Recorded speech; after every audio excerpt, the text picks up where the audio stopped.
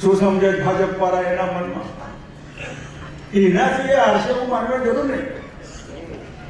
દિલ્હીમાં એ છે, ગુજરાતમાં એ છે, રૂપિયા એની પાસે, દાદાગીરી, દારૂ, ગુંડા, હાથ આ બધું છે. તોય આપણે જીતવાનું છે. અને એ જીતવામાં ટીમ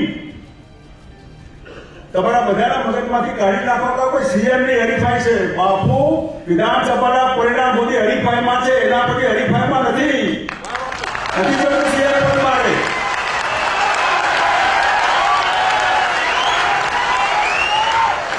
કોઈ સીએમ માટે મથે છે હું કોઈ કે ભરતસિંહ, સિદ્ધાર્થી હોય કે અર્જુનભાઈ કે શક્તિસિંહ, આ નથી.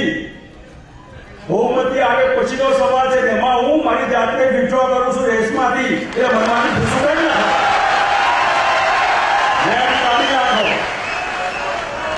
હવે સવાલ છે તો મારો દંડો તમારા ઉપર પરિણામ સુધી રહેવાનો છે માની ચાલતું.